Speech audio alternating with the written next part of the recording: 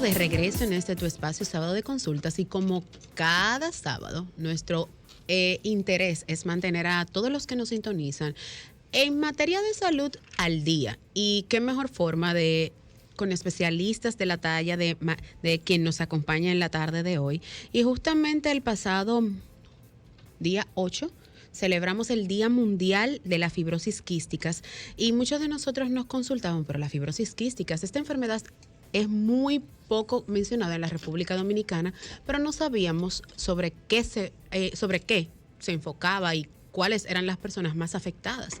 Y justamente por eso hoy nos hemos dedicado a investigar sobre esta enfermedad y en la mejor compañía de la neumóloga internista, la doctora Magdalene Ceballos. Bienvenida a nuestro espacio. Muchas gracias. Qué placer compartir con ustedes un tema tan peculiar como lo es la fibrosis quística.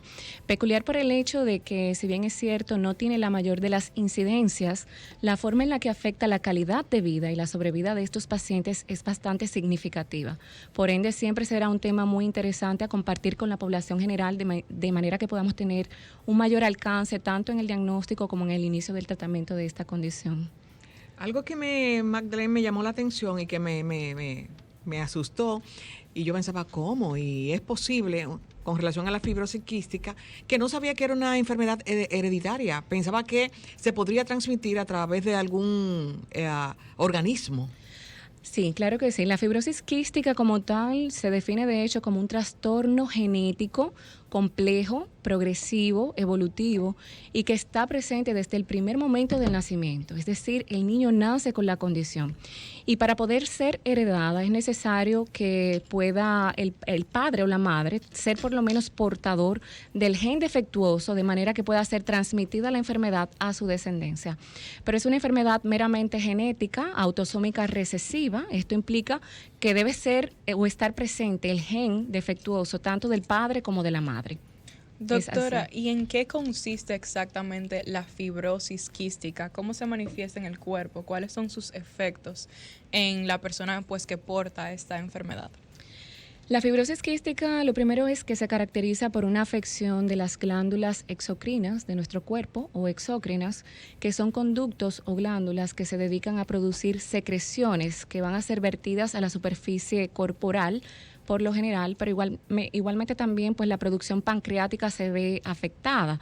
De manera que vamos a tener un moco o una secreción muy espesa, muy viscosa, que puede enlentecer o puede bloquear el adecuado, en el caso de las vías respiratorias, el adecuado flujo de aire. Esto permite una acumulación de estas secreciones en las vías aéreas de estos pacientes, con lo cual pues son propensos a los procesos infecciosos en general y a verse colonizados por un sinnúmero de microorganismos característicos, dentro de los cuales tenemos la Pseudomonas aeruginosa, tenemos el Staphylococcus aureus, el Haemophilus influenzae, pero no solo esto, ya que a pesar de que el pulmón es uno de los órganos que con mayor frecuencia determina la gravedad y la mortalidad de estos pacientes, también se ve afectado el páncreas exócrino o exocrino, de manera que vamos a tener un déficit de la producción de enzimas pancreáticas, con lo cual pues se manifiestan los síntomas de mala absorción o de desnutrición también en estos pacientes. Doctora, al inicio de su intervención nos informaba que el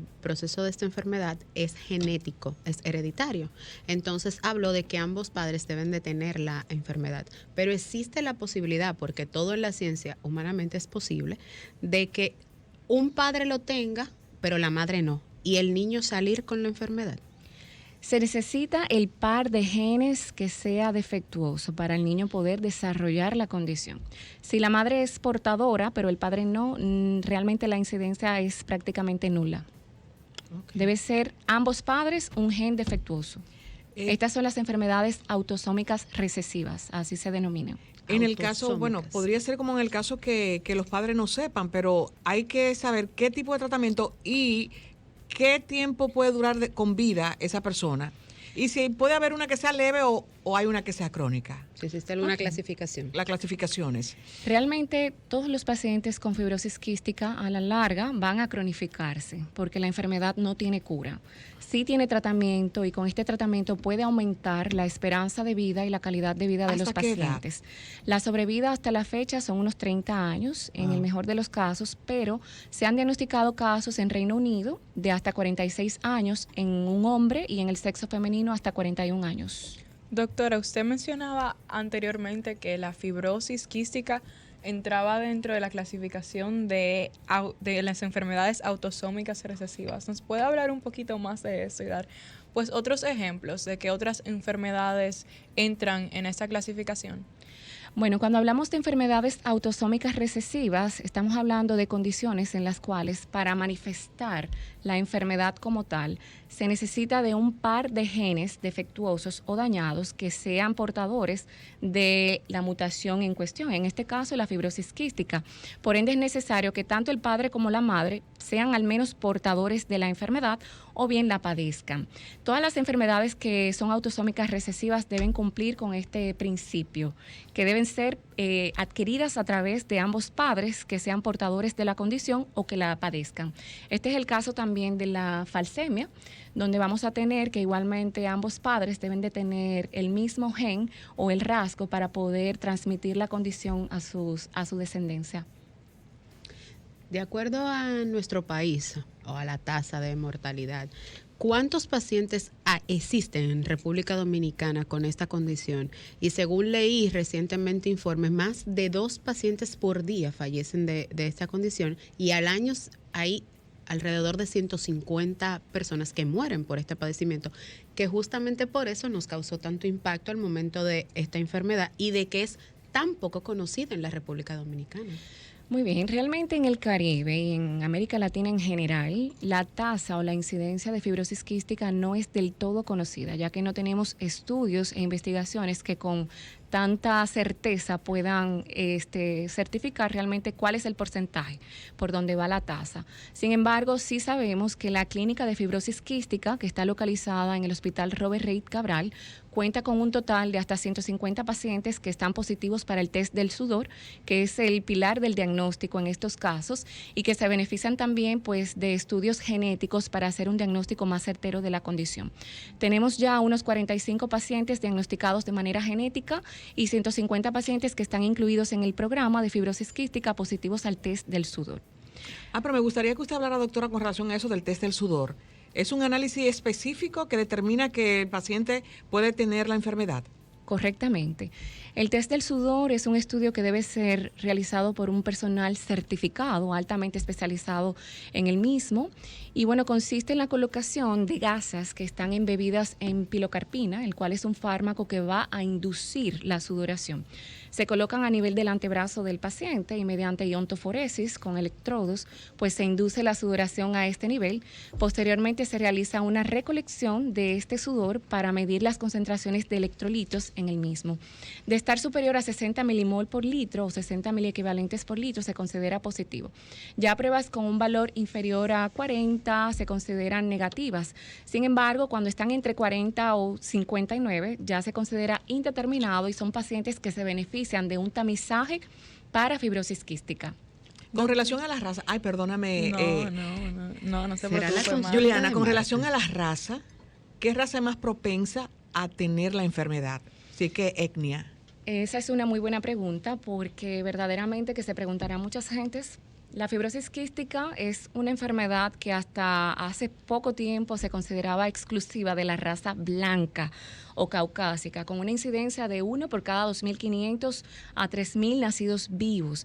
Es decir, es una de las enfermedades hereditarias potencialmente mortales más frecuentes en la raza blanca. Sin embargo, debido a la mezcla racial que tenemos ya a nivel global, ya no tenemos razas puras ni castas, ya tenemos una mezcla racial donde, pues por supuesto que sí, la raza mestiza negra también se ve afectada, a pesar de que con una más baja incidencia. Oscila entre 1 por cada 17.000 nacidos vivos en la raza negra.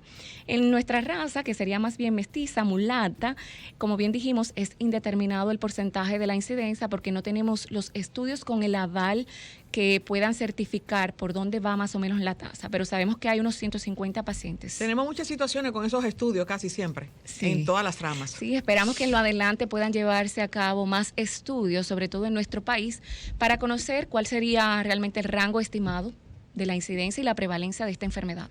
Muy interesante, la verdad. Pero como decíamos al principio, este es el interactivo de la orientación y ha llegado el momento en el cual ustedes, nuestros oyentes, pueden llamar para hacer sus preguntas a la doctora en este tema tan importante y tan interesante realmente. Así es. Así es. Adelante, Franklin. Comunícate 809-540-1065. 1-833-610-1065 desde los Estados Unidos. Sol 106.5, la más interactiva. Bueno, Retornamos, ¿verdad? Así es. Al interactivo. Doctora, algo que me llamó mucho la atención es que hablamos de genética, hablamos de que cuando dos padres con la misma condición, el niño sale con la fibrosis quística. Pero, ¿qué pasa cuando dos personas con FQ, como generalmente le llaman, o sea, con fibrosis quísticas, se besan? No pasa nada. No pasa nada porque esta es una enfermedad que el niño la padece y la hereda desde el primer momento en el que llega al mundo. Ya tiene la condición, ya nace con ella. No se adquiere por contacto directo ni por ninguna otra vía. Es heredada de sus padres. Tenemos un contacto. Así es. Buenas tardes, ¿quién nos habla y desde dónde? Hola, mi nombre es Sara. Yo tengo 26 años y tengo fibrosis quística. Y me da mucho placer poder escuchar y saber que esto se está hablando en este país. Nada más llamo para decir eso. Qué bueno, Gracias, qué Sara, por bueno tu llamada. escuchar Muchas una gracias. paciente, un ejemplo, 26 años, excelente. Eso nos habla de que verdaderamente el avance del tratamiento y el diagnóstico en nuestro país va por buen camino. Eso hablaba- Para los años 59, realmente la sobrevida de la fibrosis quística no pasaba los 2 años de vida. Como mucho, algunos 3, 4 años. Sin embargo, ya tenemos pacientes de 30, 28 y hasta 40.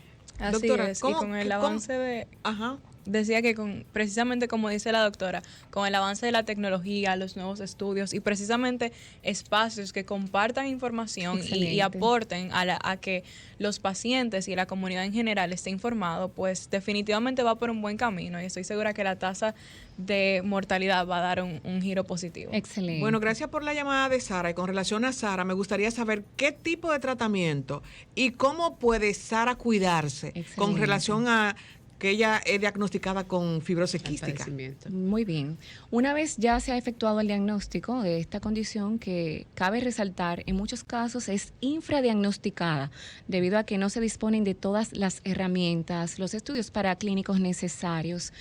Pero bueno, una vez se realiza y se efectúa este diagnóstico, la primera medida es en el paciente excelente hidratación, mantener una hidratación enérgica importante porque el agua fluidifica todas las secreciones y estamos hablando de una condición en la cual vamos a tener secreciones muy espesas, muy viscosas que pueden bloquear u obstruir pues el tránsito de aire a nivel de las vías aéreas, ya que estas secreciones se adosan a la mucosa del epitelio respiratorio y en muchos casos es imposible ser expectoradas por el paciente en general. Por ende, la hidratación funciona como un mucolítico que permite una mejor fluidificación de las mismas y que puedan salir de manera más adecuada. Número 2, igualmente el uso de fármacos mucolíticos como tal, como lo es la N-acetilcisteína, que permite también por igual pues fluidificar las secreciones en general. Tenemos también otros fármacos antibióticos, ya que como bien dijimos, estos pacientes por lo general, debido a la acumulación de secreciones, pueden presentar procesos infecciosos a repetición. Por ende, los antibióticos están sumamente recomendados, sobre todo cuando hay colonización por Pseudomonas aeruginosa, la ciprofloxacina. Por otro lado, pues también tenemos la citromicina, que tiene un uso muy conocido y muy popular en esta población de pacientes. El uso de la dornasa alfa, que es un fármaco que básicamente va a reducir las propiedades viscoelásticas que tienen estas secreciones en los pacientes, también ha demostrado muy buenos efectos en cuanto al manejo y la evolución de estos casos. Y por último, tenemos también fármacos moduladores de lo que es la genética, el gen CFTR, como el ivacaftor, el ixacaftor, el lumacaftor, entre otros. Yo pregunto, doctora, con relación al virus del COVID-19, ¿cómo sería el tratamiento de estos pacientes? Porque el COVID afectaba mucho los pulmones y la fibrosis quística ataca primero los pulmones. ¿Cómo fue el tratamiento? ¿Cómo era el cuidado de estos pacientes? Estos son pacientes que en general necesitan un cuidado y sobre todo una prevención bastante intensa en cuanto a las infecciones en general. La primera medida es evitar procesos infecciosos a toda costa. Entonces, por ende, los que ya se han visto afectados por el COVID-19, lo primero es que no deben abandonar el tratamiento previamente ya prescrito por su médico de cabecera. Deben adherirse a este tratamiento para su condición, para la fibrosis quística como tal. Eso es lo primero. Porque un descontrol de la enfermedad de base, si a esto también le aunamos el proceso del COVID-19, evidentemente que empeora el pronóstico y la evolución del paciente. Por lo demás, todo dependerá del curso de la evolución con la infección con COVID-19. En estos casos se puede valorar el uso de fármacos antiinflamatorios dependiendo del riesgo del paciente, ya que como bien sabemos los pacientes con fibrosis quística ya están hasta cierto punto inmunosuprimidos, por lo que colocar más fármacos antiinflamatorios como los esteroides puede ser un riesgo o un arma de doble filo. Sin embargo, bajo la estricta supervisión de su médico puede llevarse a cabo un plan de tratamiento ideal. Están indicados los fármacos broncodilatadores, que son fármacos inhalados, los cuales permiten que la vía aérea, que en muchos casos debido al proceso inflamatorio como tal, y sobre todo cuando tenemos una infección bacteriana concomitante, vamos a tener hiperreactividad bronquial en las vías aéreas de estos pacientes, de manera que los broncodilatadores mejoran lo que es el funcionamiento de las pruebas de función pulmonar del paciente, mejoran también la ventilación efectiva. Y pues por supuesto que sí que están bastante indicados. Antibioterapia a consideración dependiendo de la evolución y de cada caso. Doctora, y por esa misma línea del tema de cómo se trata esta enfermedad, ¿cada cuánto debe una persona con fibrosis quística asistir a su consulta médica? ¿Cada cuánto debe hacerse estudios y chequeos para asegurarse de que están bien, o sea, de que todo va bien? Excelente pregunta. Lo primero es que antes de responderte esa parte, quiero exhortar a todos los padres que tengan hijos con procesos bronconeumónicos a repetición, con cuadros rinosinusales a repetición, con una alta recurrencia de estos signos y síntomas, con un sudor salado, a que siempre lleven a su médico, al neumólogo pediatra, porque puede ser fibrosis quística.